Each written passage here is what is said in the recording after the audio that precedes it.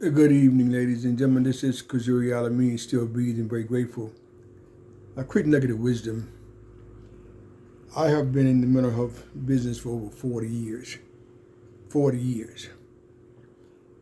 And one of the things I found out during those 40 years, and it's very relevant today, a lot of people are walking around depressed.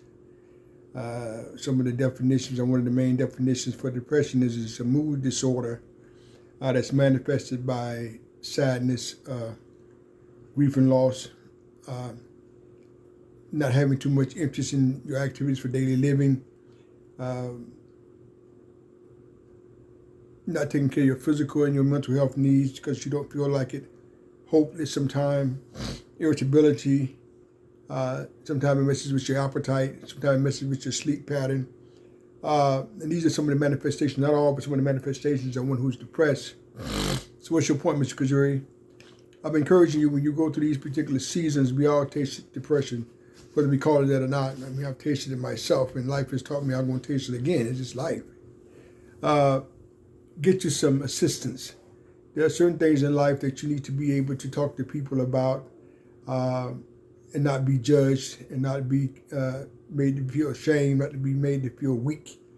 It's very, very important. So many people that I know that I'm working with and deal with wanted to talk about the depression of certain people, but didn't want to be judged or made to feel ashamed or guilty or you should be strong with this and all this other kind of foolishness.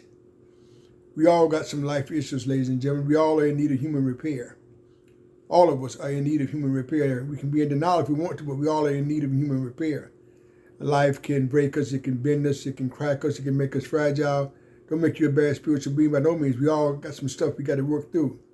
And another thing I want to let you know, after 40 years in this business, based on where you may believe, if you have a spirituality, if you have a religious doctrine that you follow, life has taught me, which is the best teacher. Everything you can't pray away.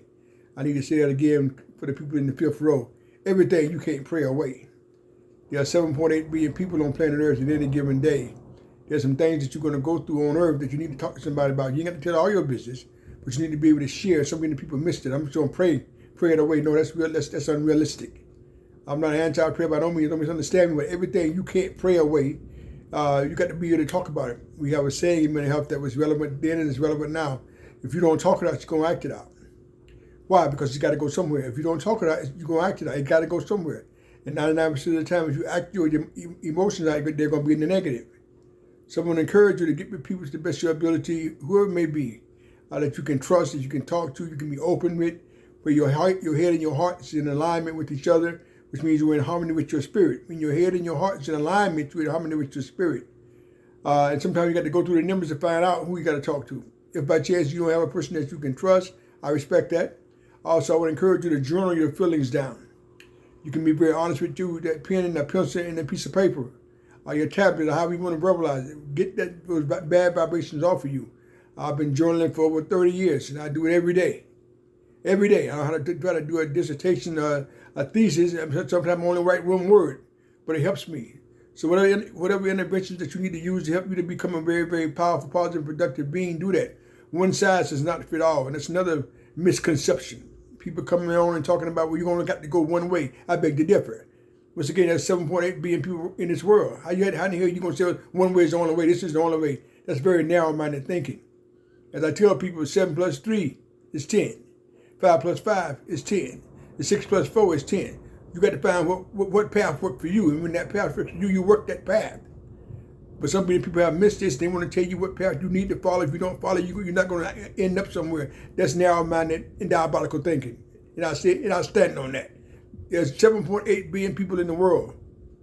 There's only one way. You got to find a way that works for you. So if you need to get some professional help, or you got somebody in your family, you got a friend, whatever you need to do to get those bad vibes off of you. But you want to be with somebody who's not going to be condescending, not going to be dismissive of your feelings. It's very, very important. And once again, I've been doing groups for a long time. I'm not over here trying to get no followers. I'm not trying to be no influencer. I'm talking about over 40 years in the trenches. There's a lot of information out here, and I'm not anti-technology by no means. The podcasters and gurus and coaches, and some of them don't know what the hell they're talking about. Got slick marketing. Some do, but a great percentage don't.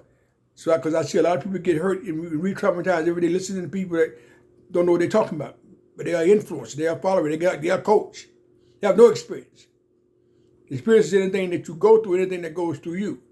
You can't take nobody where you've never been. And once again, I've been doing this for over 40 years. I didn't say 10, 12, 13. I've been doing this for over 40 years. To be exact, 45 years. But that's just the here and not there. I know what I'm talking about. I know what I'm talking about.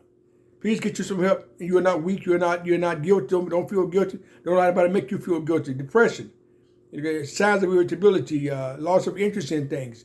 Your appetite can change. Your sleep patterns can change. We all go through these things. It's life.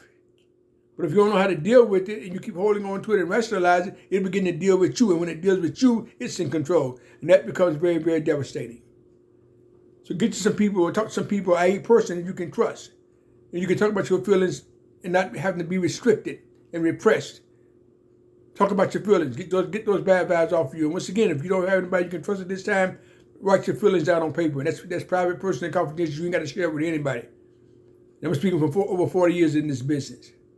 Please, ma'am, and please, sir. Once again, so many people are walking around, we calling it different things. And we're depressed. Depression also can have you where you eat, overeating. You try to eat your emotions away. Depression can have you in a position where you oversexing. You kind of sex it away. Depression also can have you in a situation where you're not eating at all because you're too depressed to eat. Or you're drinking alcohol, doing cocaine. All these are signs. So if you don't know what you're dealing with, then it begins to deal with you. And once again, I'm bringing 40 years to the table, over 40 years to the table. Get you some help where you feel comfortable. It's very important. Please.